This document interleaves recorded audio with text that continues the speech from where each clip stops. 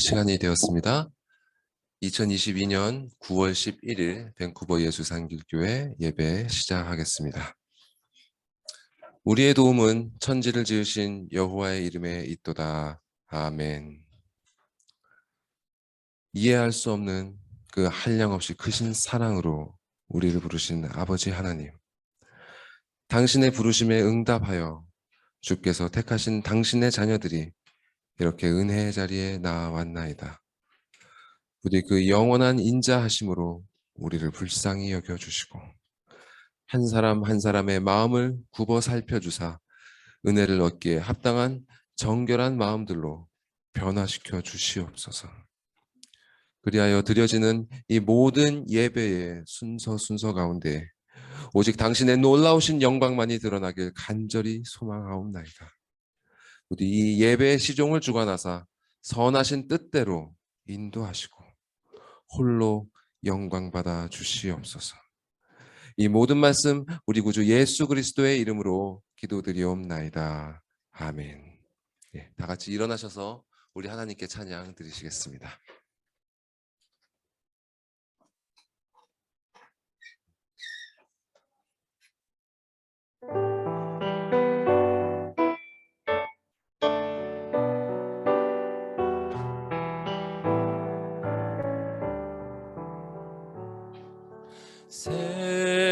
세상에 헛된 신을 버리고 하나님 이름 높여 기리세 온 천하 백성 모두 나와서 다 같이 하나님만 섬기세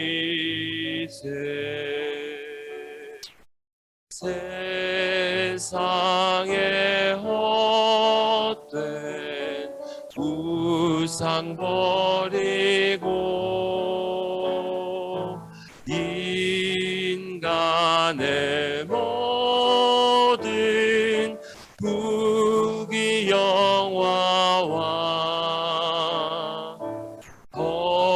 거짓과 불의 모두 버리고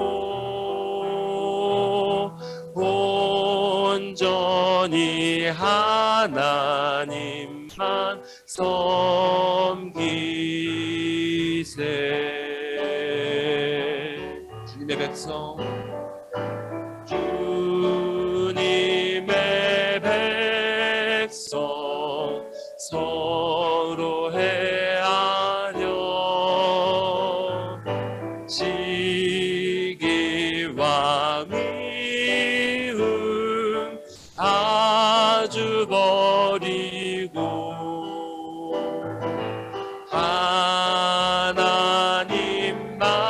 하나님만을 홀로 섬기는 천국을 어서 이뤄주소서. 하나님만을 홀로 하나님만을 홀로 섬기는 천국을 어서 이뤄주소서.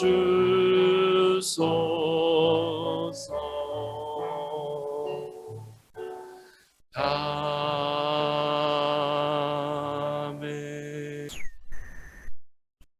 같이 앉으셔서 주님께 찬양 올려드리겠습니다.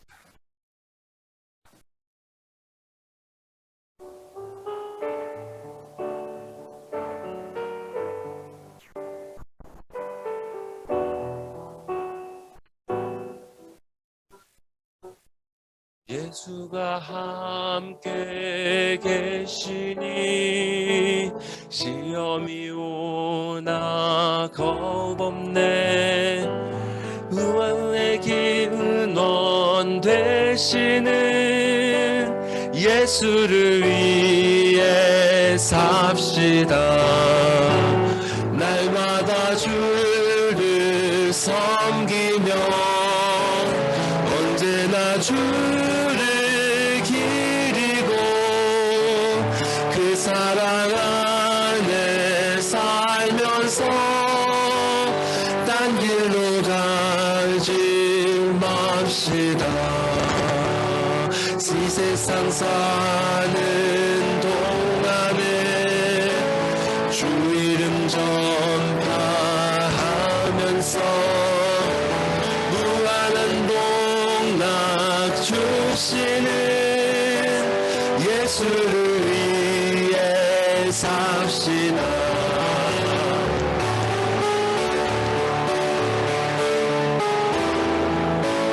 언제나 주를 기리고 그 사랑 안에 살면서 딴 길로 가지 맙시다. 이 세상 진도 없어도 예수는 나의 친구니 불의한 일을 버리고 예수를 위해 삽시다. 날마다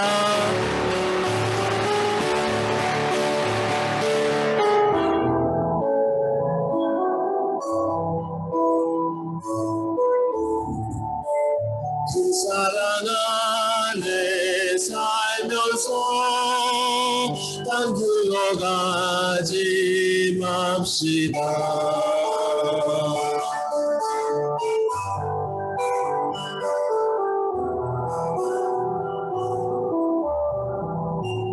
주께서 심판하실 때 잘했다 칭찬하리니 이러한 상급 받도록 예수를 위해 삽시다. 날마다 주를 섬기며 언제나 주를 기리고 그 사랑 안에 살면서 딴 길로 가지 맙시다. 날마다 주를 섬기며 언제나 주를 기리고 그 사랑 안에 살면서 딴 길로 가지. 한 번만 더 고백합시다. 날마다 주를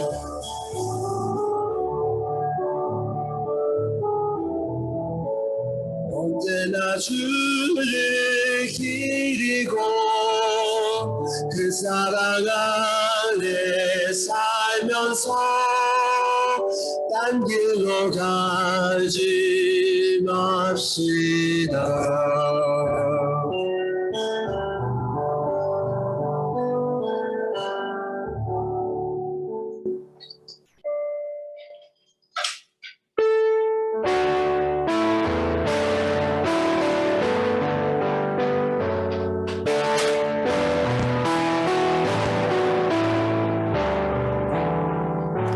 주 사랑 안에 살며 두려움 없으며 그 사랑 변함없어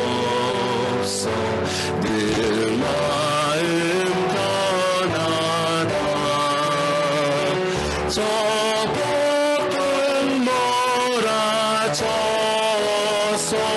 내 마음 떨려도 주 나의 곁에 계셔 겁낼 것 없어라. 주 나의 목자시니 부족함 없으며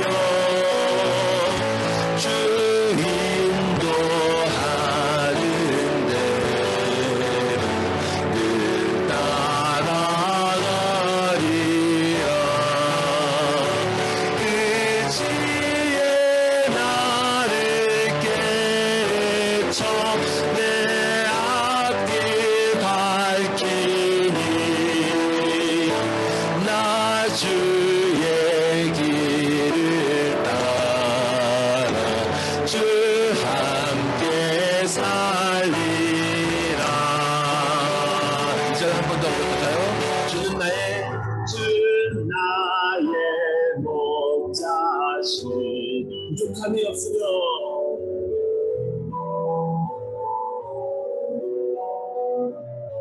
주 인도하는 대로 늘 따라가리라. 그 지혜 나를 깨쳐 내 앞길 밝히니 나 주의 길을 따라 주 함께 살리라.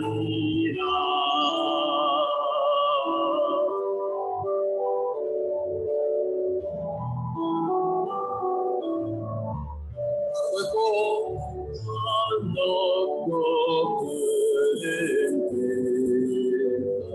내 앞에 열리고 그 검은 구름 거쳐 새 하늘 보이나 끝없는 나의 소망 저 환한 생명길 참 보배 되신 주님 늘 함께 하소서. 끝없는 나의 소망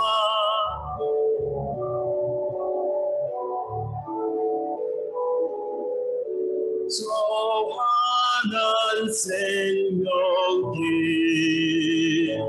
참고배 되신 주님 늘 함께 하소서. 참고배 되신 주 참고배 되신 주님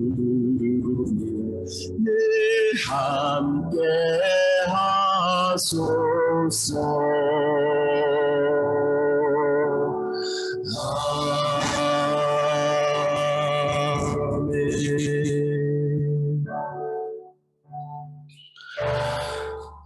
이 시간 우리의 참 소망이 되신 주님, 정말 이 보잘것없는 이 죄로 더러운 이런 우리에게 정말 말로 다 표현할 수 없는 그 고귀한 언약을 주신 그 주님, 그 주님 앞에 우리의 모든 죄를 참회합시다.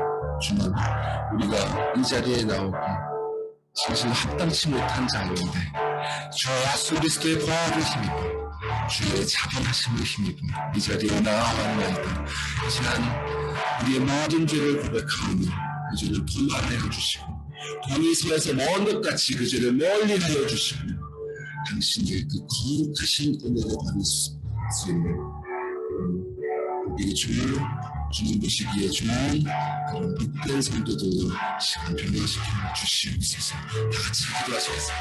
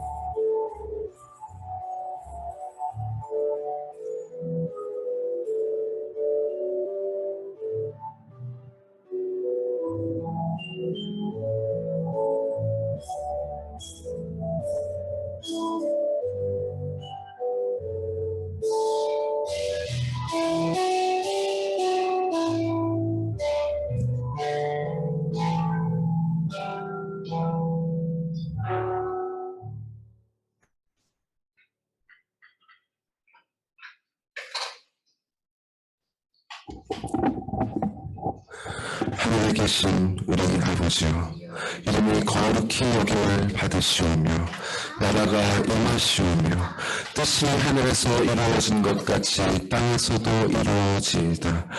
우리에게 오늘 양식을 주시옵고 우리가 우리에게 죄 지은 자를 사하여 준 것 같이 우리의 죄를 사하여 주시옵고 우리를 시험에 들게 하지 마시옵고 다만 악에서 구하시옵소서. 나라와 권세와 영광이 아버지께 영원히 있사옵나이다. 아멘. 교독문 21번 10편 34편 다같이 교독하시겠습니다. 내 영화를 항상 송축하며 내 입술로 항상 주를 찬양하리이다. 내 영혼이 여호와를 사랑하리니 무고한 자들이 이를 듣고 기뻐하리로다. 나와 함께 여호와를 광대하시다 하며 함께 그 이름을 높이세. 내가 여호와께 간구하며 내게 응답하시고 내 모든 두려움에서 나를 건지시도다. 이 곤고한 자가 부르짖음에 여호와께서 들으시고 그 모든 환난에서 구원하셨도다. 여호와의 천사가 주를 경외하는 자를 불러 진치고 그들을 건지시는도다. 너희는 여호와의 선하심을 맛보아 알지어다. 그에게 피하는 자는 복이 있도다. 너희 소들아 여호와를 경외하라. 그를 경외하는 자에게는 부족함이 없도다. 젊은 사자는 궁핍하여 주릴지라도 여호와를 찾는 자는 모든 좋은 것에 부족함이 없으리로다. 아멘. 우리를 대표해서 양지선 사모 기도할 때 다 같이 마음 모아 기도하시겠습니다. 사랑하는 하느님 아버지, 감사합니다. 오늘도 주일을 맞이하여 예배의 자리에 모이게 해주신 주님께 큰 감사와 영광을 드립니다. 갑자기 난 주의 산불로 많은 이들이 피해와 재난을 겪고 있습니다. 부디 우리에게 은혜와 위로를 주시고 더 이상 피해가 없을 수 있도록 도와주시옵소서. 또한 올 한 해도 이렇게 빨리 지나갑니다. 올해가 다 지나가기 전까지 매일의 삶에서 최선을 다하는 저희가 되게 하여 주시고 목표한 바 모두 이루게 하시고 주님을 더욱더 깊이 알아가는 우리 모든 성도들이 될 수 있도록 인도하여 주시옵소서. 모든 말씀 살아계신 예수님의 이름으로 기도합나이다. 아멘.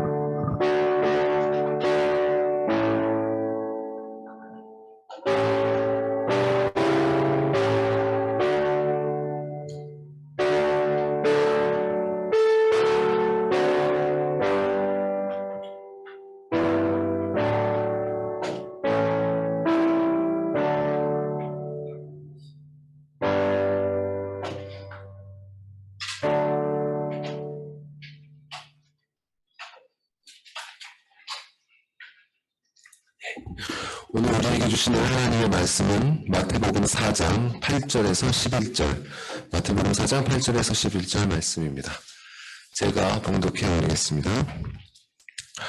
마귀가 또 그를 데리고 지극히 높은 산으로 가서 천하 만국과 그 영광을 보여 이르되 만일 내게 엎드려 경배하면 이 모든 것을 내게 주리라. 이에 예수께서 말씀하시되 사탄아 물러가라. 기록되었으되 주는 너의 하나님께 경배하고 다만 그를 섬기라 하였느니라. 이에 마귀는 예수를 떠나고 천사들이 나와서 수종드니라. 아멘. 예, 우리 어린이들 앞으로 나와서 같이 기도하겠습니다. 예, 오늘 주원이 내가 못 와서 너무 아쉽네요.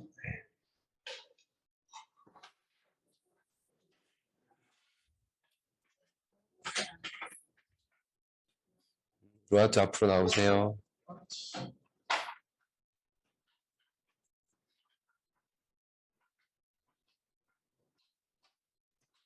기도하시겠습니다.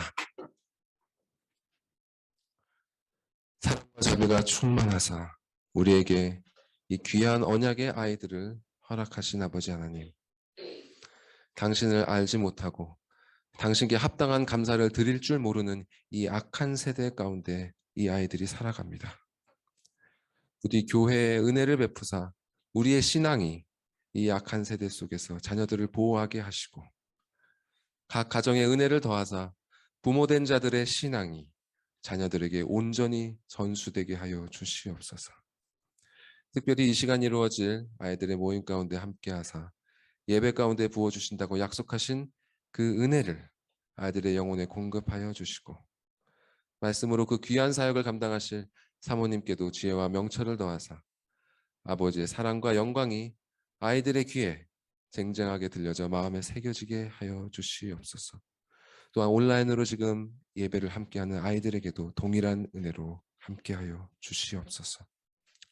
우리의 후손들을 향한 당신의 은혜로운 인도하심을 간절히 바라오며 이 모든 말씀 우리 구주 예수님의 이름으로 기도드리옵나이다. 아멘.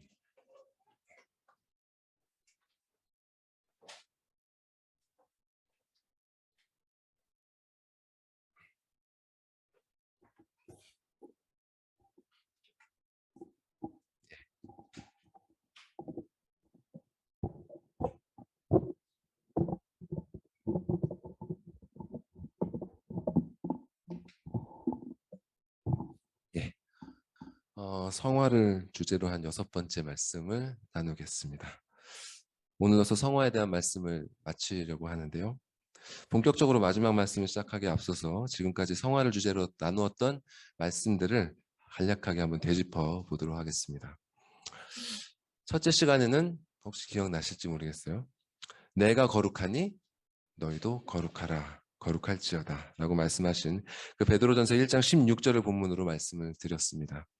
이날의 말씀을 한마디로 정리하면 성화의 근원이 되신 아버지 하나님의 사랑이라고 할 수 있습니다. 하나님께서는 당신의 자녀들을 사랑하시기 때문에 그들을 거룩하게 구별하십니다. 그리고 그 사랑을 받은 자녀들 역시 아버지 하나님을 세상의 다른 그 무엇과도 비교할 수 없는 분으로 거룩하게 구별합니다. 이처럼 성화는 사랑으로부터 나옵니다.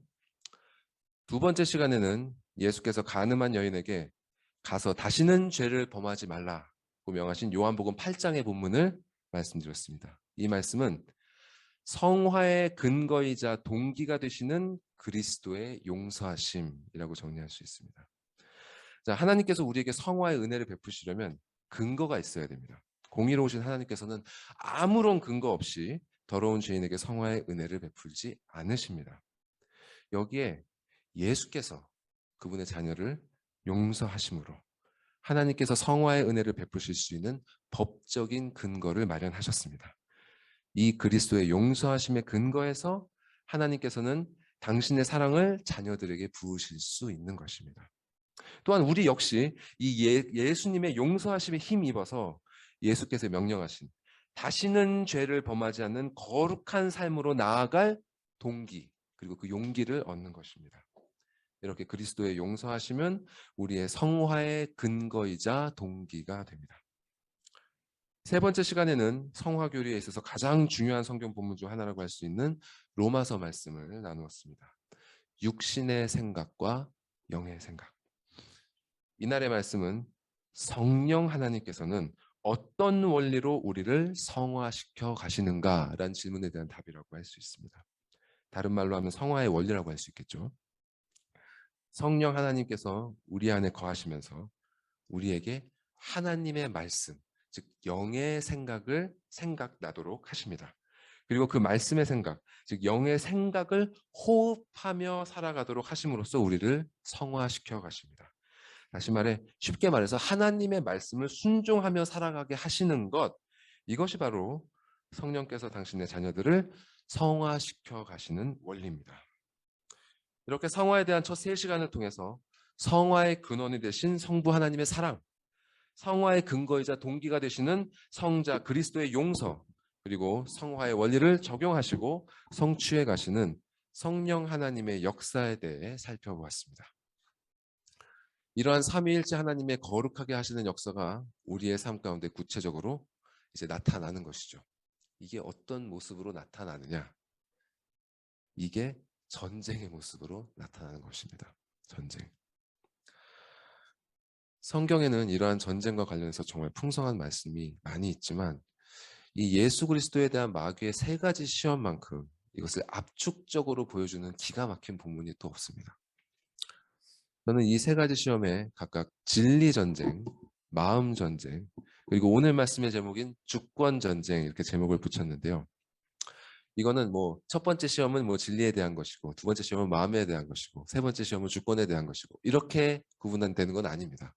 이 세 가지 시험 각각 모두 진리에 대해서, 또 마음에 대해서, 주권에 대한 양상들이 다 담겨 있습니다. 각각. 하지만 한 시험에 다른 두 가지 양상보다 한 가지 양상이 좀 더 두드러지게 나타나는 것을 볼 수 있습니다. 그래서 그것에 따라 제가 제목을 붙인 것입니다. 자, 마귀의 첫 번째 시험은 진리 전쟁의 측면이 두드러집니다. 마귀는 신자의 아이덴티티, 정체성, 그리고 필요, 그리고 능력에 대한 하나님의 진리에 의심을 불어넣습니다. 너의 필요는 떡이 아니냐? 그죠? 그리고 그가 처한 상황을 교묘히 왜곡하죠.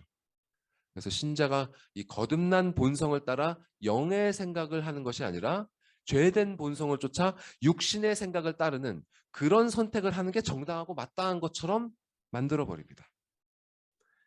마귀가 신자에게 전쟁을 일으키는 근본적인 목적은 이렇게 신자가 하나님의 말씀에서 벗어나 그 정체성을 잃어버리도록 하는 데에 있습니다. 그러므로 이 전쟁은 성화의 과정에 있어서 가장 본질에 해당합니다. 진리 전쟁. 이것이 가장 본질입니다. 그러나 예수께서는 사람이 하나님의 말씀을 따르는 것이 마땅하다는 진리를 선포하심으로 마귀의 공격을 물리치셨습니다. 그러자 마귀는 이번엔 그분을 30m 높이의 성전 난간 위에 세우면서 두 번째 시험을 이어갔죠. 그분에게는 성전에서 떨어져 끔찍한 죽음을 당할 수도 있는 절체절명의 위기와 동시에 시편 말씀대로 천사들의 도움을 받아서 온 이스라엘의 자신이 하나님께서 보내신 메시아임을 증거하실 수 있는 절호의 기회, 이 두 가지가 동시에 주어졌습니다. 이처럼 마귀는 신자들을 위기에 처하게도 하고 기회에 처하게도 하면서 그들의 마음이 말씀의 반석 위에 거하지 못하게 합니다. 마음 전쟁이죠. 이 전쟁은 신자가 겪는 전쟁 중에 가장 지난하고 가장 어려운 전쟁이라고 할 수 있습니다. 그러나 자신이 처한 상황이나 환경이 아니라 오직 하나님의 말씀에 시선을 두고 있던 예수님께서는 주 너의 하나님을 시험하지 말라. 이 한마디로 마귀의 시험을 일축해 버리셨습니다. 이렇게 예수님께서는 마귀가 걸어온 마음 전쟁에서도 승리를 거두신 것입니다. 이제 우리는 이 전쟁의 세 번째 양상으로 나아갑니다. 주권 전쟁. 이 전쟁은 어떤 양상으로 벌어지는지 본문 말씀을 통해 살펴보도록 하겠습니다. 본문 8절을 한번 읽어보겠습니다.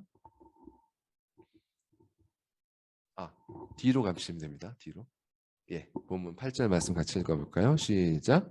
마귀가 또 그를 데리고 지극히 높은 산으로 가서 천하만국과 그 영광을 보여. 마귀는 또다시 예수님을 강제로 이끌고 이번에는 지극히 높은 산으로 올라갑니다. 지난 시간에도 말씀드렸습니다만 마귀가 우리를 그의 뜻대로 이끌어가는 일은 우리 삶 가운데 얼마든지 일어날 수 있는 일입니다. 이전에 마귀는 예수님을 성전 난간 위에 올려놓고 그분의 마음을 시험했죠.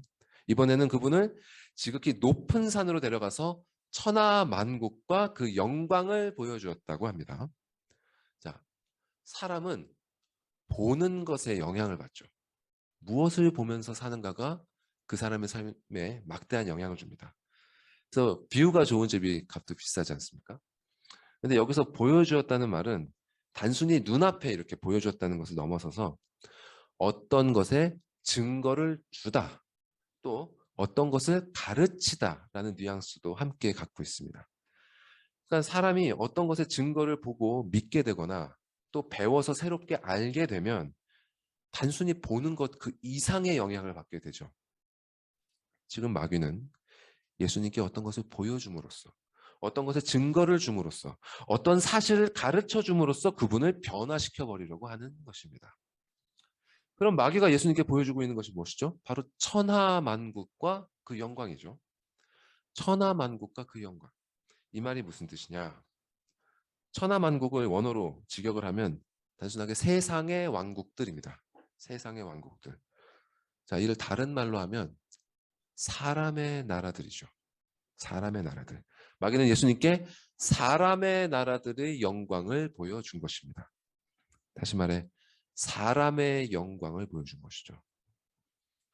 요한복음 12장에는 이런 대목이 있습니다. 당시 이스라엘 관리들 중에 예수님을 메시아라고 생각했던 사람들이 꽤 많았다고 해요. 엄청난 이적을 보이시고 또 가르침하셨으니까 그럴 만도 했겠죠. 근데 이들이 바리새인들이 두려워서 그것을 드러내지 못했다고 합니다. 그들을 가리켜 성경은 이렇게 말씀합니다. 그들은 사람의 영광을 하나님의 영광보다 더 사랑하였더라. 사람의 영광을 하나님의 영광보다 더 사랑하였더라. 마귀는 우리 신자의 삶을 타락시켜버리기 위해서 사람의 영광을 보여줍니다. 왜 그렇습니까? 죄된 본성은 하나님의 영광보다 사람의 영광을 더 사랑하기 때문입니다. 타락한 인간은 본성적으로 자기 자신이 영광받기를 추구합니다. 그리고 보이지 않는 하나님의 영광보다는 보이는 사람의 영광에 경탄을 보내고 부러워하고 더 나아가 두려워하기까지 합니다. 성경에는 이렇게 사람이 같은 사람의 영광을 보고 압도당한 나머지 두려워하는 이야기들이 꽤 있습니다. 한 가지만 예를 들어볼까요? 사무엘상 17장에는 매우 유명한 어떤 사람의 외모에 대한 묘사가 나옵니다. 해당 부분을 한번 읽어보겠습니다. 예, 제가 읽겠습니다. 그의 키는 6규빗 한 뼘이요 머리에는 노투구를 썼고 몸에는 비늘 갑옷을 입었으니 그 갑옷의 무게가 놋 5,000세겔이며 그의 다리에는 놋 각반을 쳤고 어깨 사이에는 놋 단창을 메었으니 그 창자루는 배틀채 같고 창날은 철 600세겔이며 방패 든 자가 앞서 행하더라. 누군지 아시겠죠? 혹시 모르시나요? 예, 사울입니다. 아, 사울? 아, 골리앗.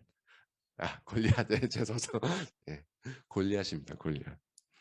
자, 키가 6규빗 한 뼘이라 그랬죠? 이를 현재 단위로 환산하면 292cm 정도가 된다고 합니다. 예, 거의 3m에 육박하죠. 근데 이어지는 묘사를 보면요, 그저 키만 삐죽하게 큰 게 아니에요. 체격이 엄청났음을 알 수 있습니다. 입고 있는 갑옷의 무게가 놋 5,000세겔이라고 했는데 이를 환산하면 약 57kg이 됩니다. 예. 그냥 사람 하나를 안고 다니는 거예요. 예. 그리고 어깨 사이에 이렇게 창을 맸다고 했죠. 그 창 전체가 아니라 날의 무게만 철 600세겔, 이게 7kg 정도 됩니다. 예.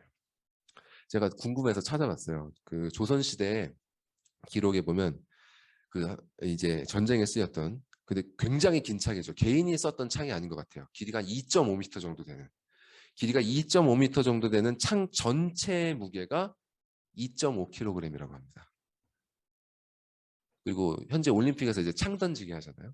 그 남자 선수가 던지는 창의 무게가 그 최소 무게인데요, 800g입니다.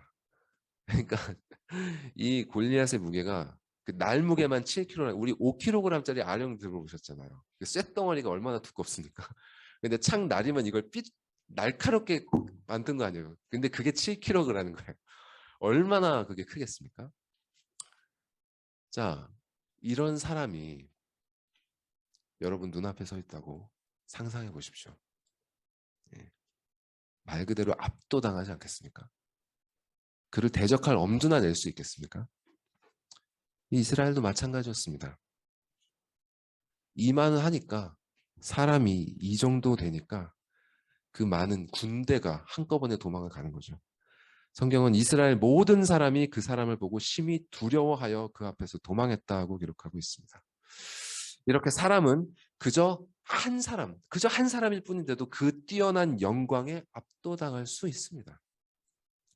그리고 이런 일은 개인만이 아니라 나라의 차원에서도 일어납니다. 민수기 13장에 이런 일이 있었습니다. 하나님께서 모세에게 이스라엘 백성들 중 각 지파를 대표하는 12사람을 골라서 당신이 주리라고 약속하신 땅에 정탐을 하라고 보내십니다. 그곳에 어떤 사람들이 살고 있는지, 그리고 그 땅의 환경이 어떤지 알아보라고 하시죠. 그 40일 동안 정탐을 하고 돌아온 자들이 모세에게 이렇게 보고합니다. 예. 모세에게 말하여 이르되 당신이 우리를 보낸 땅에 간즉 과연 그 땅에 젖과 꿀이 흐르는데 이것은 그 땅의 과일이니이다. 그러나 그 땅 거주민은 강하고 성읍은 견고하고 심히 클 뿐 아니라 거기서 아낙 자손을 보았으며. 여기서 아낙 자손이라 함은 우리가 앞서 봤던 그 골리앗 같은 사람들을 말합니다. 네? 그런 사람들이 한두 사람이 아니었다는 것이죠. 자, 그들은 계속 이렇게 보고를 이어갑니다. 그 뒤에 말씀도 보여주실까요? 예. 우리는 능히 올라가서 그 백성을 치지 못하리라. 그들은 우리보다 강하니라 하고 이스라엘 자손 앞에서 그 정탐한 땅을 악평하여 이르되 우리가 두루 다니며 정탐한 땅은 그 거주민을 삼키는 땅이요 거기서 본 모든 백성은 신장이 장대한 자들이며 거기서 네피림의 후손인 아낙 자손의 거인들을 보았나니 우리는 스스로 보기에도 메뚜기 같으니 그들이 보기에도 그와 같았을 것이니라. 온 회중이 소리를 높여 부르짖으며 백성이 밤새도록 통곡하였더라. 하나님께서 약속하신 땅을 이미 점령하고 있던 그 세상 나라의 영광을 목도한 이스라엘 정탐꾼들은 그 영광에 완전히 압도되고 말았습니다. 그리고 그들의 보고를 들은 백성들의 마음은 완전히 무너져 버리고 말았죠. 이는 우리도 마찬가지입니다. 우리 역시 사람의 영광 그리고 세상 나라의 영광에 압도될 수 있습니다. 심지어 그와는 비교될 수 없는 하나님의 영광을 경험한 뒤에도 사람은 그럴 수 있습니다. 하나님께서는요, 이 가나안 땅에 있는 작은 도시 국가들과는 비교도 할 수 없는 그 당시 초강대국이었던 이집트로부터 이스라엘을 구원해 내셨습니다. 그것도 사람은 흉내 낼 수도 없는 그 초자연적인 그 역사를 10번이나 행하시면서 이스라엘을 구원해줬단 말이죠. 그리고 지금 이 가나안을 앞두고 있던 이스라엘에게 그 역사가 그리 오래된 과거가 아닙니다. 그런데도 불구하고 이스라엘은 지금 보이지 않는 하나님의 영광보다 지금 눈앞에 있는 그 사람의 영광에 압도되고 두려워 떠는 것입니다. 마귀는 사람의 이러한 특성을 잘 알고 있습니다. 그래서 그는 예수님의 눈앞에 천하만국과 그 영광을 펼쳐 보였던 것입니다. 그런데 더 놀라운 것은 마귀가 이 천하만국의 영광을 마치 자신의 것인 것처럼 말하고 있다는 사실이죠. 본문 9절에서 마귀는 이렇게 말합니다. 이르되 만일 내게 엎드려 경배하면 이 모든 것을 내게 주리라. 이는 본문과 같은 사건을 기록하고 있는 누가복음의 평행 구절에서 더욱 분명하게 드러납니다. 누가복음 4장 6에서 7절에서 마귀는 이렇게 말하고 있는데요. 제가 읽어보겠습니다. 이르되 마귀의 말입니다. 이 모든 권위와 그 영광을 내가 네게 주리라. 이것은 내게 나 마귀에게 넘겨준 것이므로 내가 원하는 자에게 주노라. 그러므로 네가 만일 내게 절하면 다 내 것이 되리라. 여기서 마귀는 심지어 이것은 이 천하만국의 영광은 내게 넘겨준 것이다 라고까지 말하고 있습니다. 그렇다면 정말 천하만국과 영광을 하나님께서 마귀에게 넘겨주신 것일까요? 성경에서는 이에 대한 직접적인 근거를 찾을 수는 없습니다. 하나님께서 마귀에게 이 세상 나라에 권세를 주셨다는 말씀은 없습니다. 오히려 반대예요. 성경은 셀 수도 없이 많은 구절들을 통해서 세상 만물이 여전히 하나님의 것임을 너무나 분명하게 선언합니다. 한 구절만 예를 들면 시편 24편 1절은 이렇게 말씀합니다. 땅과 거기에 충만한 것과 세계와 그 가운데 사는 자들은 다 여호와의 것이로다. 다 여호와의 것이로다. 진실한 신자라면 여기에 어떤 이견도 없을 것입니다. 그런데 문제는 이 사람의 눈에는 정말 이 세상의 권세가 마귀에게 속한 것처럼 보인다는 사실입니다. 그렇지 않습니까?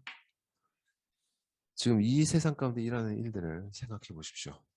미디어들을 통해 들려오는 소식들 생각해 보십시오. 정말로 성경이 말씀하시는 것처럼 이 세상이 인자하시고 공의로우신 하나님께서 왕노릇하고 계신 것으로 느껴지십니까? 성경이 말씀하는 하나님의 선하신 통치는 구현되지 않는 것처럼 보입니다. 예수님 당시 세계는 어땠을까요? 당시 팔레스타인과 유럽과 그 아프리카 일대는 로마 제국이 통치하고 있었습니다. 로마가 어떤 나라죠? 온갖 종류의 신을 섬기는 다신교 국가였죠. 즉 당시 세계는 하나님이 아는 다른 신들을 섬기는 자들에 의해 지배되고 있었습니다. 그 아래에서 온갖 신들에 대한 잔인하고도 음란한 종교 행위들이 사행되고 있었습니다. 이는 곧 이 세상에 실질적으로 하나님을 대적하는 마귀의 지배 아래에 있던 것과 다를 바 없었던 것입니다. 그럼 성경에서는 이러한 상황을 어떻게 설명하고 있을까요? 사실 성경도 이 상황을 인정하고 있습니다. 우리가 이전에 보았던 로마서 5장은 어떻게 이런 일이 벌어졌는지를 설명해 줍니다. 자, 이 말씀들을 보십시오. 자, 12절에 그러므로 한 사람으로 말미암아 죄가 세상에 들어오고 죄로 말미암아 사망이 들어왔나니 이와 같이 모든 사람이 죄를 지었으므로 사망이 모든 사람에게 이르렀느니라. 17절에 한 사람의 범죄로 말미암아 사망이 그 한 사람을 통하여 왕노릇하였은지라. 그리고 21절에는 이는 죄가 사망 안에서 왕노릇한 것 같이. 이 말씀들을 보시면 자, 사망이 모든 사람에게 이르렀습니다. 사망이 모든 사람에게 이르렀어요. 어떤 사람도 죽음을 피할 수 없습니다. 실로 모든 사람이 이 죽음의 권세를 두려워하며 살아갑니다. 왜 그렇게 됐습니까? 모든 사람이 사망이라는 형벌을 받게 된 이유는 모든 사람이 죄를 지었기 때문에. 어떤 사람도 죄로부터 자유로울 수 없습니다. 왜냐하면 인류를 대표했던 아담, 바로 그 한 사람으로 말미암아 죄가 세상에 들어왔기 때문입니다. 자, 아담은 왜 죄를 짓게 됐습니까? 뱀의 유혹, 사단의 시험 때문이죠. 이렇게 모든 인류가 죄와 사망의 통치 아래에 놓인 그 근본적인 원인에는 마귀의 역사가 있는 것입니다. 사실 인간이 짓는 모든 죄가 다 마귀 때문이라고 다 치부할 수는 없습니다. 우리의 죄 때문이죠. 하지만 실로 모든 사람은 이렇게 죄를 가져오는 마귀의 유혹과 시험으로부터 자유로울 수 없습니다. 저는 이 대목에서 그 코로나 바이러스가 우리의 몸을 감염시키는 그게 연상이 되더라고요. 여러분들도 많이 들어보셨을 거라고 생각이 됩니다만, 이 코로나 바이러스에 보시면 스파이크 단백질이라는 그 단백질이 뾰족뾰족하게 나와 있지 않습니까? 근데 이 바이러스가 우리의 세포를 감염을 시키려면 우리의 세포에 있는 ACE2라고 부르는 그 수용체에 요 스파이크 단백질이 딱 달라붙어야 감염이 되는 것입니다. 그래서 이것이 잘 달라붙을수록 이 감염력이 강력하다고 하는 것이죠. 돌연변이가 생겨서 계속 이것이 잘 달라붙게 변해가는 것입니다. 자, 이 마귀의 유혹과 시험은 이 마치 사람의 영혼이라는 세포에 다가오는 코로나 바이러스, 그 스파이크 단백질과 같습니다. 그리고 우리 영혼에 있는 죄된 본성, 사람의 영광을 사랑하는 그 죄된 본성은 이 스파이크 단백질과 달라붙는 ACE2, 그 수용체와 같은 것입니다. 이 마귀의 유혹과 우리의 죄된 본성, 이것이 만났을 때 우리는 하나님의 자녀로서 마땅히 견지해야 할 그 거룩함을 잃어버리고 죄로 더럽게 오염되고 마는 것입니다. 이렇게 죄에 오염된 자는 어떻게 되느냐? 요한 1서 3장 8절은 이렇게 말씀합니다. 죄를 짓는 자는 마귀에게 속하나니. 죄를 짓는 자는 마귀에게 속하나니. 죄를 짓는 자는 마귀에게 속합니다. 마귀의 통치 아래에 있습니다. 그런데 이 세상의 모든 사람은 죄를 지었고 사망의 권세 아래에 있습니다. 그러면 이들은 누구에게 속하여 누구의 통치 아래에 있습니까? 바로 사단 마귀의 통치 아래에 있는 것입니다. 그래서 예수님께서도 요한복음에서 2차례에 걸쳐서 마귀를 가리켜 이 세상의 임금이라고 표현하십니다. 또 사도 바울도 에베소서에서 그를 공중의 권세 잡은 자라고 표현합니다. 마귀가 예수님께 천하 만국과 그 영광이 마치 자기의 것인 것처럼 말할 수 있었던 것은 바로 이러한 이유 때문이었습니다. 그래서 마귀는 예수님께 자신 있게 말합니다. 자, 누가복음의 말씀을 보겠습니다. 누가복음 4장 6절 말씀. 이것은 내게 넘겨준 것이므로 내가 원하는 자에게 주노라. 그러므로 내가 만일 내게 절하면 다 내 것이 되리라. 마귀는 지금 예수님에게 거래를 제안하고 있죠. 마귀의 요구 조건을 한번 볼까요? 마태복음 본문에서는 마귀가 예수님께 내게 경배하면이라고 표현하고 있고 누가복음에서는 내게 절하면이라고 말하고 있는데요. 사실 원어로는 똑같은 말입니다. 예, 같은 말인데 다르게 표현을 다른 분이 아마 번역을 하신 것 같아요.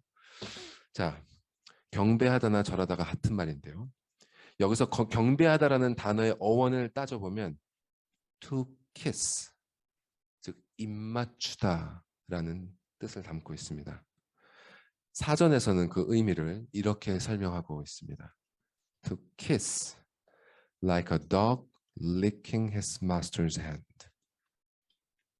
입을 맞추다, 마치 개가 그 주인의 손을 핥듯이.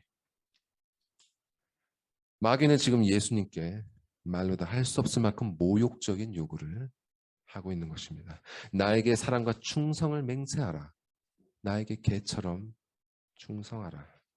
그러면 이 모든 것을 너에게 주리라. 마귀의 이러한 요구가 여러분은 어떻게 느껴지십니까? 만약 마귀가 여러분에게 이런 제안을 한다면 여러분은 어떻게 반응하시겠습니까? 여러분은 마귀의 이런 제안을 뿌리칠 수 있을 것이라 자신하십니까? 우리가 지금까지 본 것처럼 마귀는 신자를 평안한 상태에 둔 채로 이런 요구를 하지 않습니다. 마귀는 노련합니다. 마귀는 예수님께 그랬던 것처럼 하나님의 자녀라는 신자의 정체성부터 건드립니다. 그는 신자가 지금 얼마나 현실적으로 무능하고 영적으로 비참한지를 드러냅니다. 네가 하나님의 사랑받는 자녀냐? 너의 그 보잘것없는 현실적인 그 필요 하나 채우지 못하는 주제에 네가 말씀을 따라 산다고? 그 말씀을 따라서 자신의 정체성과 신앙도 증명해내지 못하는 주제에 하나님을 시험하지 말라고. 너의 아버지라는 그 하나님이 너에게 현실적으로 또 영적으로 도대체 무엇을 주었느냐? 그런 후에 마귀는 자신의 통치 아래에 있는 천하 만국의 영광으로 신자를 압도하면서 이렇게 약속합니다. 나에게 이 모든 것이 있다. 하나님의 자녀라는 그 허울만 좋은 껍데기는 벗어버리고 나에게 절하라. 나를 섬겨라. 나의 자녀가 되어라. 그리하면 떡 한 조각에 불과한 너의 그 적은 필요만이 아니라 인간이 갈망하는, 모든 인간이 갈망하는 이 모든 것을 너에게 주리라. 이것이 바로 마귀의 약속입니다.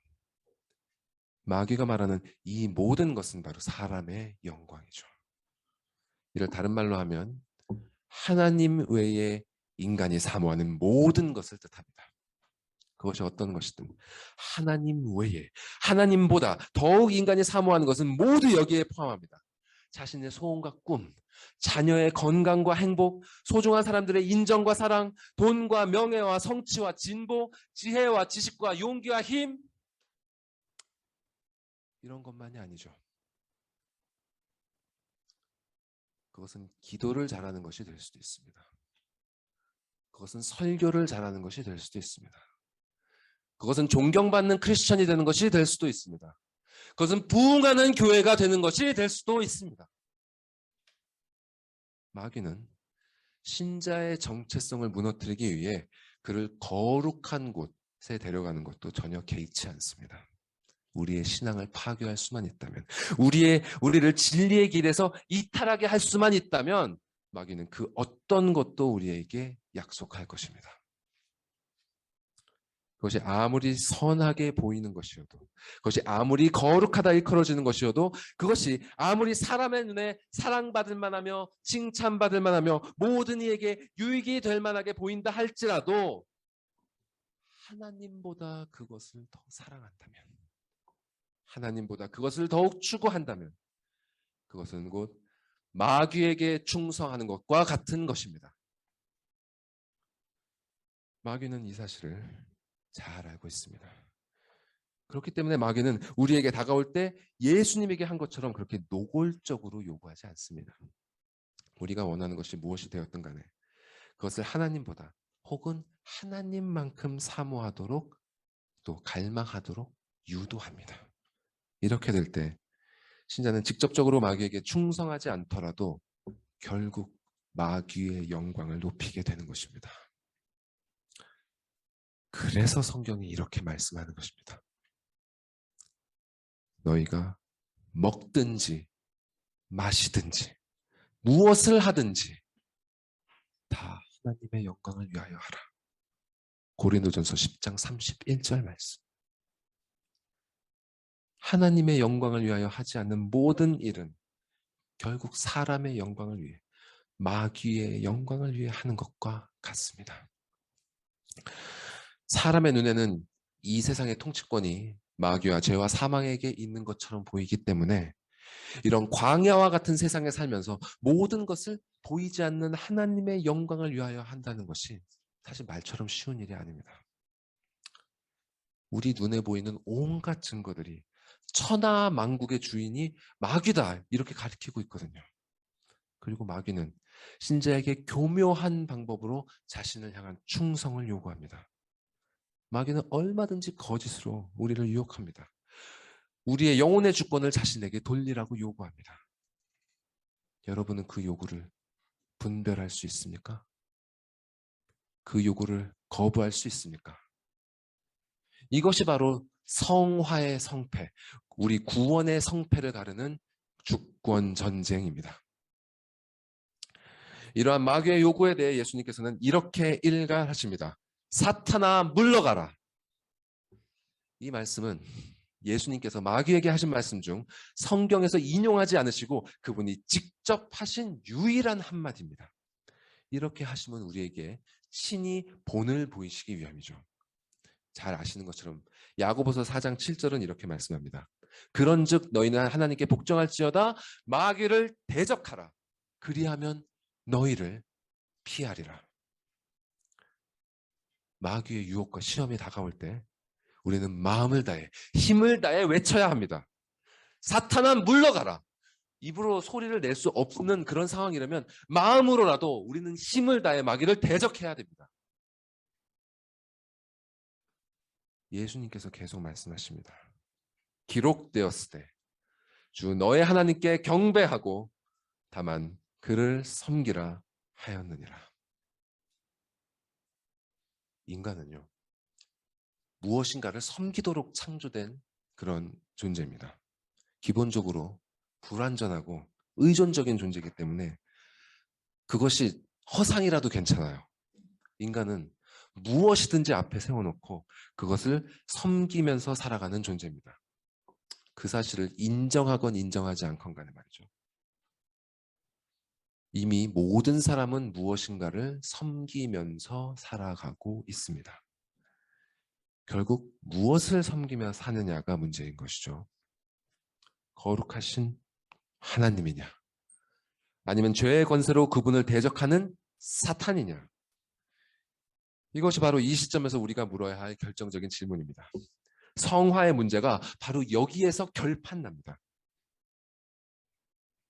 여러분은 지금 하나님께 속해 계십니까? 죄와 마귀의 세력에 속해 계십니까? 소요리 문답 35문은 성화에 대해서 이렇게 설명하고 있습니다. 소요리 문답 35문 보여주실까요? 예, 함께 읽어보겠습니다. 시작. 거룩하게 하심 성화는 하나님의 값없는 은혜의 행위인데 이로써 우리가 하나님의 형상을 좇아 온 사람이 새롭게 되고 점점 죄에 대하여는 죽고 의에 대하여는 살게 되는 것이다. 성화는 누구의 행위입니까? 하나님의 행위입니다. 자, 그 행위가 사람에게 어떤 조건이나 대가를 요구합니까? 그렇지 않습니다. 값없는 은혜의 행위입니다. 즉 성화는 전혀 사람의 행위가 아닙니다. 신자의 힘이 아닙니다. 우리 스스로 그분의 말씀에 순종한다고 해서 자신을 거룩하게 만들 수 있는 것이 아닙니다. 성화는 하나님께 속해 있는 자에게 그분께서 값없이 베푸시는 은혜의 행위입니다.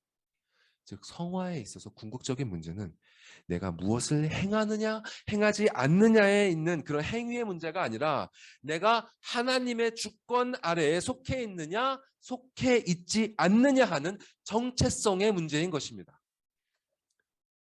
다시 말해 내가 그분의 주권 아래에 있느냐 그렇지 않느냐의 싸움인 것이죠. 하나님의 자녀는 떡을 쫓아다니며 사는 것이 아니라 하나님의 말씀을 구하며 그 말씀에 잠잠히 순종하며 살아갑니다. 하나님의 자녀는 그 어떤 상황이나 환경에 처하든 간에 불순종으로 뛰어내리지 않고 자신에게 주신 그 언약을 신뢰하며 그 안에 거합니다. 하나님의 자녀는 이 세상 권세가 아무리 위협적이고 강대하더라도 거기에 굴하지 않으며 사람의 영광이 아무리 달콤하고 매혹적이라 할지라도 그것을 사랑하지 않고 오직 하나님의 영광을 구하며 그분을 경배하며 다만 그분을 섬깁니다. 오직 하나님의 말씀에 순종하며 오직 하나님의 언약을 신뢰하며 오직 하나님의 영광을 추구하는 삶, 이것이 바로 하나님의 주권에 속한 하나님의 주권에 속한 그분의 자녀에게 드러나는 삶입니다. 오직 말씀에 순종하며 오직 그분의 언약을 신뢰하며 오직 그분의 영광을 추구하는 삶. 사탄아 물러가라. 아버지께서 당신의 자녀들에게 오직 이러한 삶을 살라 하셨느니라. 이것이 바로 마귀의 공격에 대한 예수님의 응전이었습니다. 이러한 삶을 사는 자에게, 삶 속에서 이러한 증거들이 나타나는 자에게 하나님의 형상을 따라 점점 죄에 대하여는 죽고 의에 대하여는 살게 되는 성화의 역사가 일어나는 것입니다. 여러분은 지금 이러한 삶을 살고 계십니까? 성경은 우리에게 오직 두 가지 삶이 있다고 가르칩니다. 하나님의 주권 아래에 속하여 영원히 변치 않을 그분의 영광을 추구하면서 사는 삶과 죄와 마귀의 주권 아래에 속하여 허망하게 쓰러질 사람의 영광을 쫓으며 사는 삶. 이 땅에서 이 두 가지 외에 또 다른 삶은 없습니다. 여러분 자신에게 질문해 보십시오. 다른 어떤 것이 아니라 하나님의 말씀을 따라 살고 계십니까? 어떤 상황에서도 하나님의 언약을 신뢰하고 계십니까? 그 무엇보다도 하나님의 영광을 구하며 살고 계십니까? 이러한 증거들이 전혀 보이지 않는 분들이 있다면 그런 분들께는 진실로 거듭남이 필요합니다. 믿음이 필요합니다. 회개가 필요합니다. 지금 빨리 그분께 돌아가 여러분의 죄를 아뢰고 회개하셔야 합니다. 그리고 회개하고 돌아온 자에게 약속하신 칭의의 은혜, 양자의 은혜, 성화의 은혜를 받으셔야 합니다. 이러한 구원의 은혜가 없다면 그런 분의 삶은 실로 허망하기 그지없을 것입니다. 헛되고 헛될 뿐입니다. 어떤 분들은 이런 말을 불편하게 생각하십니다. 그러나 성경은 언제나 사람 앞에 축복과 저주를 함께 놓습니다. 덮어놓고 축복만 제시하는 것은 하나님의 말씀이 아닙니다.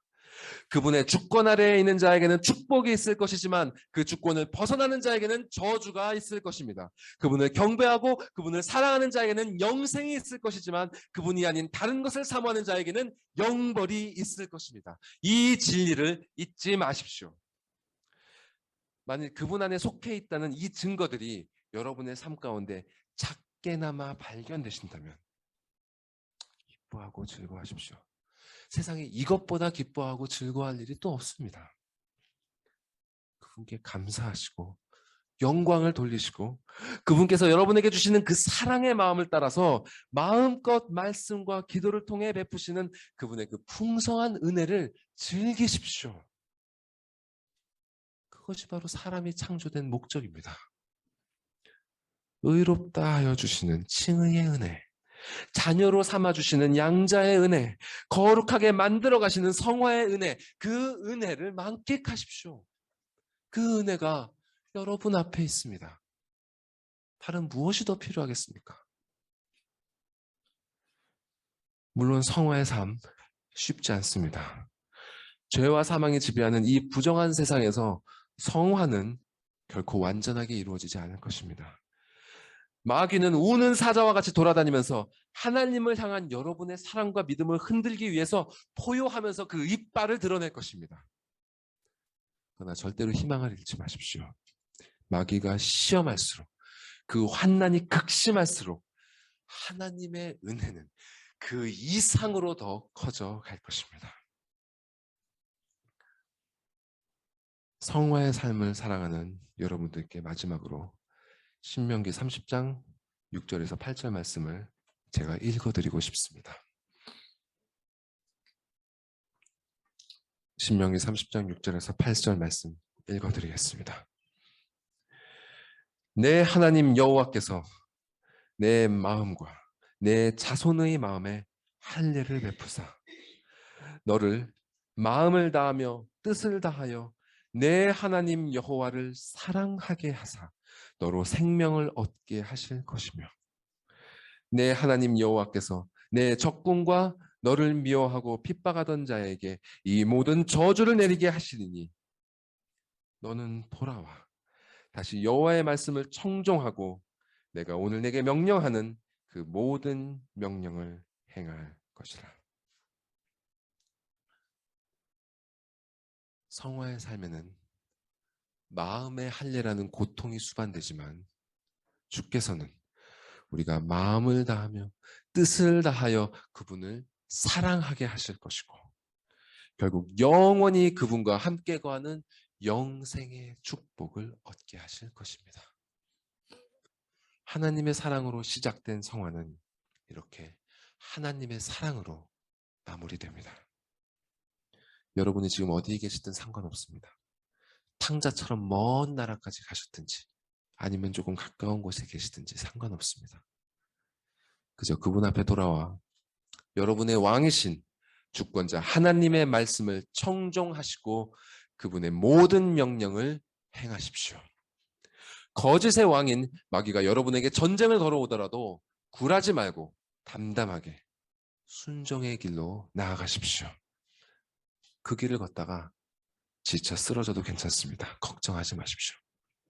아버지 하나님께서는 예수 그리스도께 그러하셨던 것처럼 여러분을 대적하는 사단 마귀는 떠나가게 하시고 그분의 천사들로 하여금 여러분을 수종들게 하실 것입니다. 기도하시겠습니다.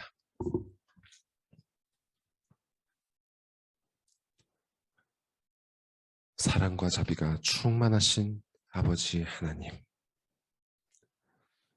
이 시간 우리가 당신의 사랑이 얼마나 크고 놀라운지, 당신의 영광이 얼마나 지극히 높으신지 다시 한번 바라보나이다.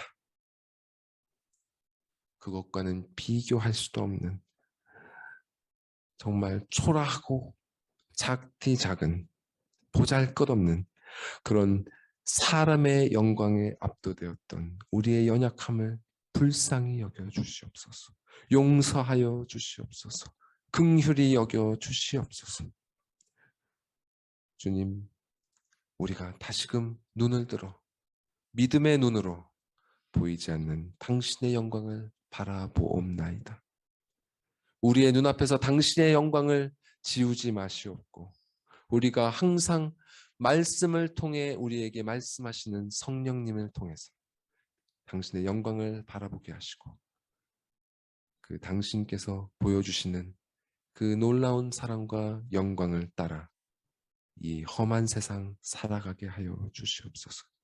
한 사람도 그 은혜에서 낙오되지 않게 하시고 이 길을 끝까지 갈 때까지, 그리고 당신이 약속하신 대로 거룩하신 당신 곁에서 영원히 살아가게 될 때까지 이곳에 모인 모든 사람들에게 은혜의 은혜를 더하여 주시옵소서. 이 모든 말씀 우리 구주 예수 그리스도의 이름으로 기도드리옵나이다. 아멘.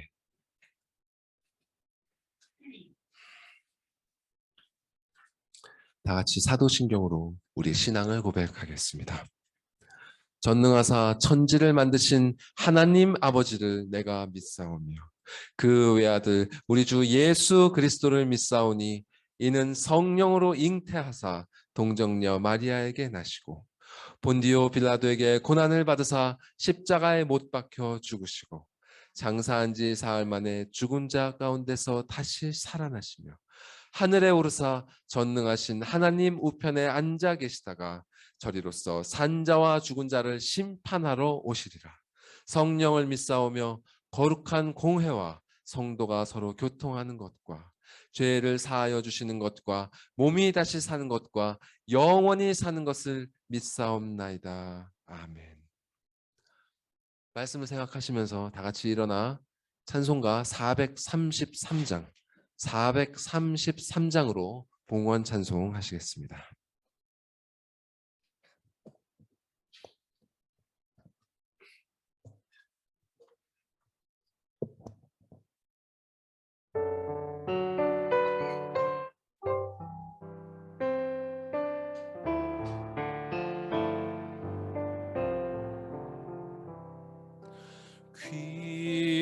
귀하신 주여 날 붙드사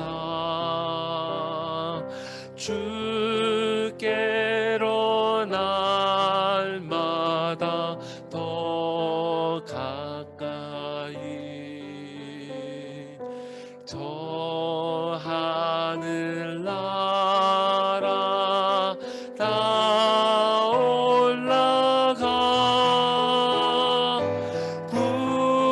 구주의 품만에 늘 안기요 영생의 복 받기 원합니다.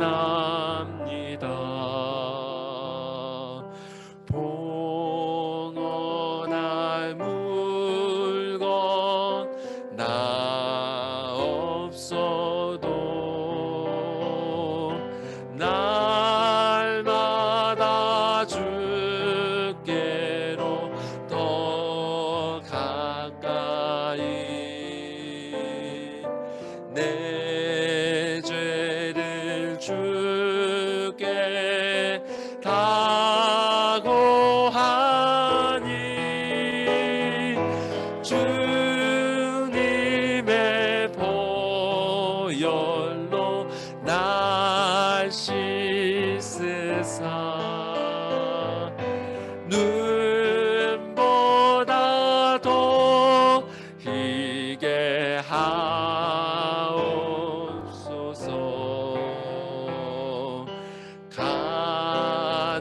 간악한 마귀 날 꾀어도 주 예수 앞으로 더 가까이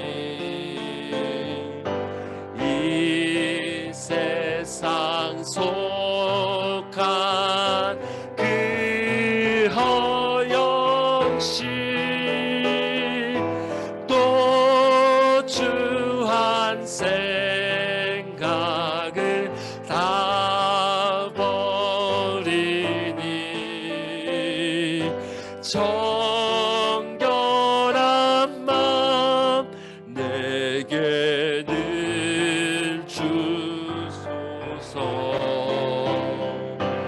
이 세상 내가 살 돈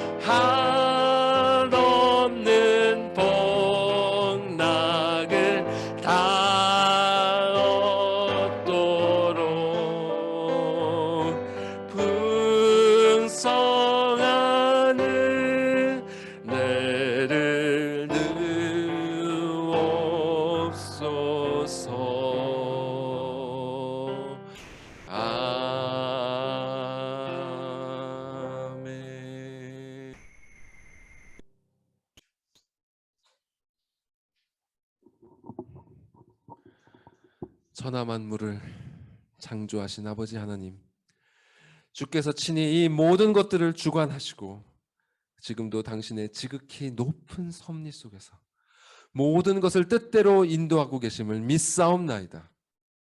사랑의 은혜를 입을 아무럴 자격이 없는 우리들에게 그리스도 예수의 용서하심과 성령 하나님의 역사하심을 통하여 이 모든 것들을 베푸셨사오니 우리가 이 시간 주께 돌려드리는 이 적은 것들과 함께 모든 영광과 존귀와 능력을 받아 주시옵소서.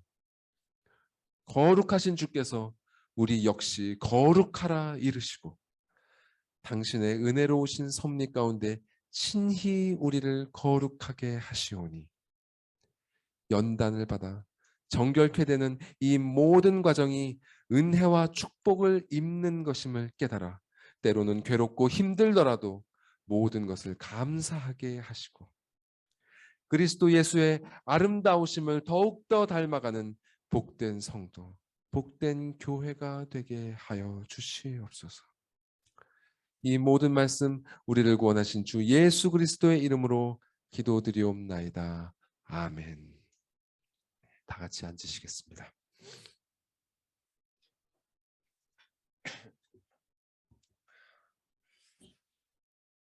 오늘로써 성화에 대한 말씀을 마무리했습니다. 거듭남의 은혜를 통해 하나님의 주권 아래에 속한 이 땅 위에 살고 있는 모든 자녀들은 바로 지금 이 순간에도 하나님께서 베풀고 계시는 거룩하게 하시는 은혜를 경험하며 살고 있습니다.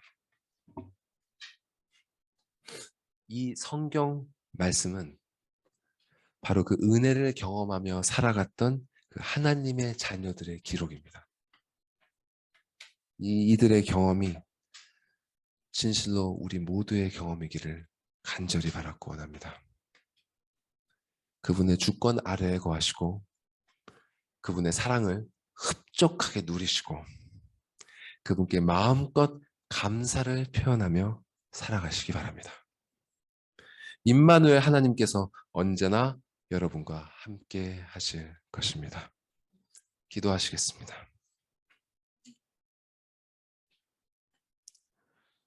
여호와는 내게 복을 주시고 너를 지키시기를 원하며 여호와는 그의 얼굴을 내게 비추사 은혜 베푸시기를 원하며 여호와는 그 얼굴을 내게로 향하여 드사 평강 주시기를 원하노라. 성부 하나님의 완전한 사랑이 성자 그리스도의 용서하시는 은혜로 다가와 성령 하나님의 거룩하게 하시는 역사로 임하였으니 여기 모인 모든 성도들이 거룩하신 아버지와 영원히 함께 거하는 그날까지 거룩하게 변화되는 이 은혜의 반석 위에 거하기를 간절히 바라옵고 원하오며 이 모든 말씀 우리 구주 예수 그리스도의 이름으로 기도드리옵나이다. 아멘.